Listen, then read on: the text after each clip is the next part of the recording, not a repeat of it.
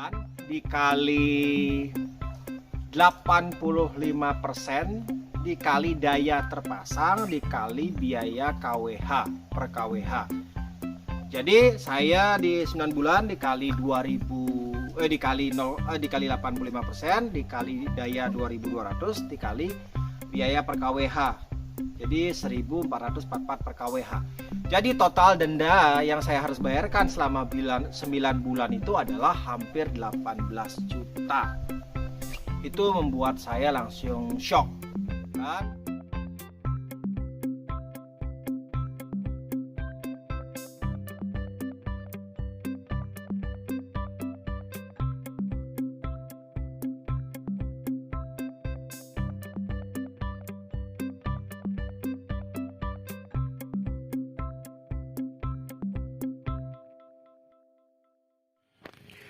Assalamualaikum warahmatullahi wabarakatuh. Breaking news dari Bali.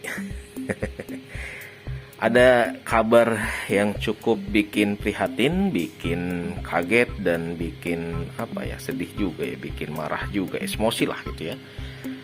Saya baru nyimak channelnya dari Ajik Online Bagus, salah satu sesama penggiat PLTS di Bali, di mana beliau pasang on grid gitu ya. Jadi ceritanya bulan ini ada petugas mau ganti meteran jadul ke KWH Exim, tapi entah gimana ceritanya beliau dikenakan pasal pelanggaran karena dari PLTS on grid yang terpasang di rumahnya itu petugas menyatakan bahwa ketika tanpa beban meteran mundur karena pada saat itu mungkin produksi dari panel berlebih, nggak pakai limiter lah gitu ya.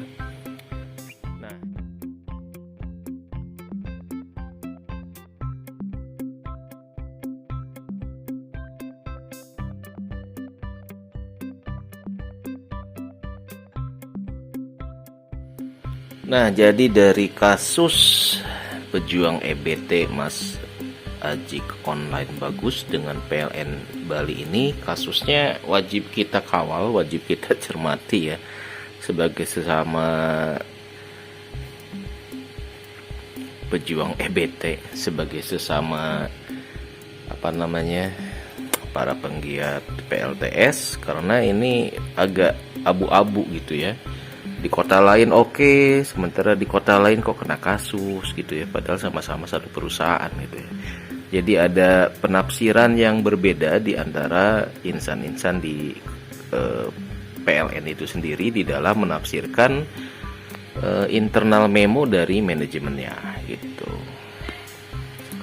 Nah, ini yang harus kita sosialisasikan nih sebagai sesama penggiat PLTS gitu ya, karena mungkin di tempat lain pemahaman tentang PLTS sendiri itu juga berbeda-beda ya di setiap pegawai PLN-nya, tentang KWH Exim, tentang ekspor impor, bahkan tentang aturan itu sendiri mungkin agak ya beda lah gitu ya.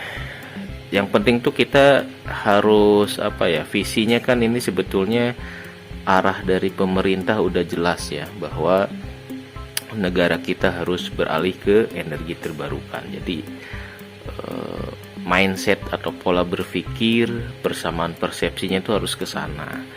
Jadi EBT itu jangan dijegal gitu, tapi harus ya ibaratnya satu komando diarahkan bersama-sama gitu. Kalau main denda seperti ini kan itu menjegal, malah orang jadi antipati juga sama PLN. Malah itu jadi blunder buat sebagian orang, mungkin gara-gara PLN-nya seperti itu malah benar-benar pindah ke off grid ya. Jadi benar-benar berlepas diri dari jaringan PLN itu sendiri gitu. Kenapa? Karena ribet gitu ya. Kalau orang udah ribet, udah malas berurusan sama PLN, yang rugi nanti PLN sendiri.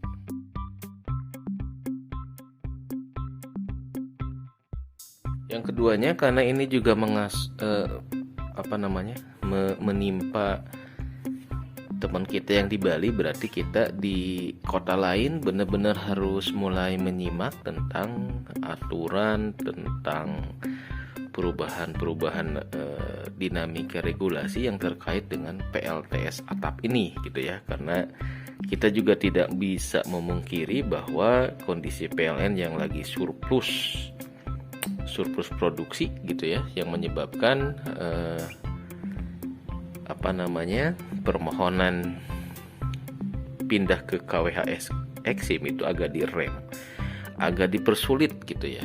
Dalam contoh kasus yang diutarakan Mas Ajik online ini, dia boleh pindah ke KWH Eksim asal kapasitas dayanya itu naik ke 7.000 gitu. Nah, ini juga barriernya ke KWH Eksim ini pasti antar kota juga beda-beda. Kenapa? Karena ya itulah, mungkin pemahaman antara orang-orang PLN-nya juga beda-beda. Yang poin keberapa nih? Poin yang ketiga terkait dari kita juga nih, pengguna PLN yang meteran jadulnya diganti ke Smart Eksim.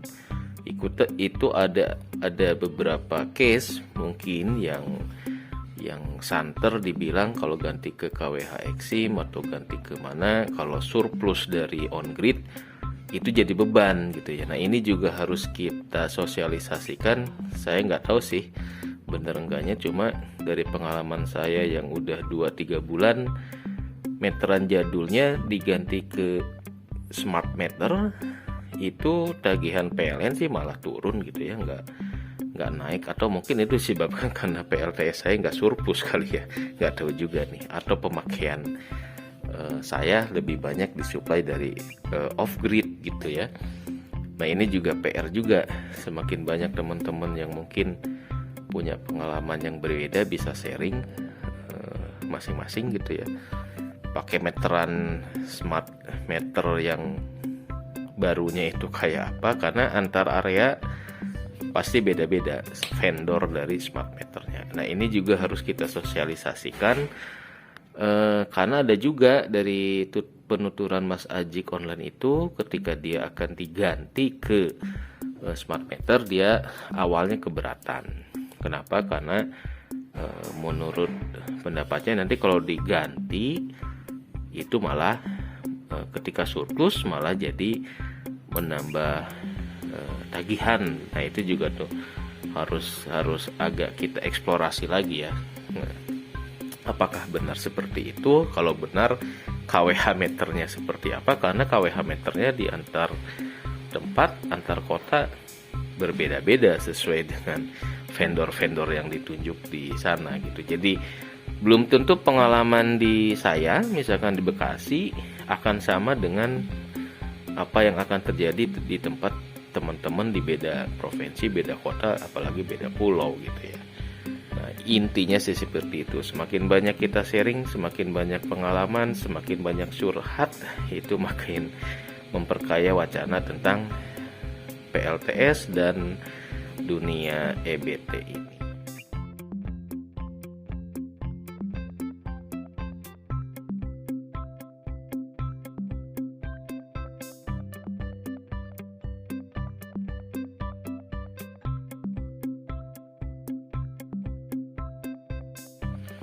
Nah, yang jelas sih kalau dari kasus-kasus ini yang harus kita jadikan pelajaran adalah ya memang PLN lagi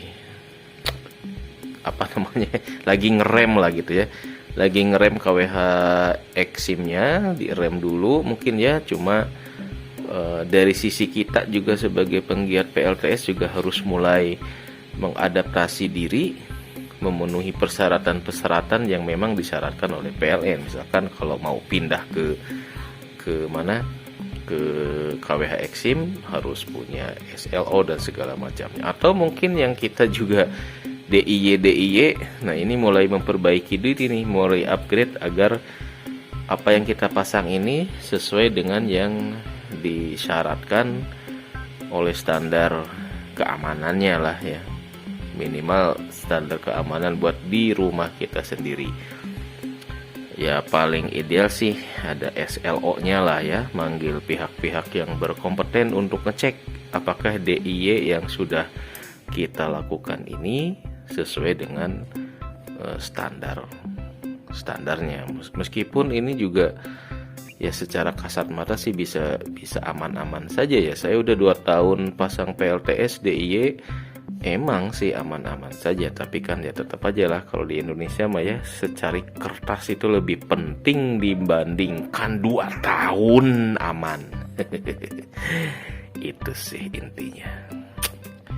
Oke, jadi terkait kasus ini kayaknya menarik untuk dicermati, dan jangan lupa untuk support di channelnya Mas Ajik Online Bagus terkait dengan case PLTS ini, karena ini case-nya nih belum final, masih proses gitu ya. Apakah 18 jutanya itu gimana nasibnya, hitungannya kok kayak gitu, itu juga harus kita eksplorasi, harus kita support biar ya tekanan publik gitu ya atas nama pejuang-pejuang energi terbarukan bisa memperingan nih kasus ini, biar terbebas lah dari tuntutan itu, biar diputihkan gitu ya, biar kita juga sama-sama maju lah gitu, jangan sampai ada yang saling jegal gitu ya. Kita sebagai yang udah punya jam terbang ber-PLTS, nah kita punya kewajiban untuk sharing pengalaman kita agar ada tetangga kita yang mau pasang atau ada petugas PLN yang kagak tahu, ya bisa kita kasih tahu gitu ya. PLTS tuh kayak apa, on grid kayak apa, off grid kayak apa. Karena ya ini juga nggak semua orang paham PLTS. Kenapa? Ya ini mahal gitu, entry barrier-nya juga tinggi. Nggak semua orang ibarat kata bisa, kalau motor mah motor yang apa, yang sisi besar gitu ya, nggak semua bisa gitu, sehingga harus sesama anak bangsa harus bekerja sama. Oke, itu aja breaking newsnya, titipan apa kepenasaran saya, karena saya juga nih jadi bertanya-tanya on grid saya nasibnya gimana nanti kalau tiba-tiba dituduh ada pelanggaran ya, padahal kita mah on grid kapasitasnya jauh di bawah kapasitas daya terpasang. Ini cuma 500 watt peak, rumah saya 2200, cuma seperberapanya, nggak mungkin surplusnya bikin minus gitu ya. Kalaupun bikin minus ya karena mungkin lagi pompa air nggak nyala atau lagi nggak nyetrika gitu. Oke, mudah-mudahan breaking newsnya bisa membuat kita termotivasi buat bereksplorasi, buat menggali kembali aturan-aturan yang terkait dengan PLTS ini, baik off grid ataupun dari on gridnya. Oke, wassalamualaikum.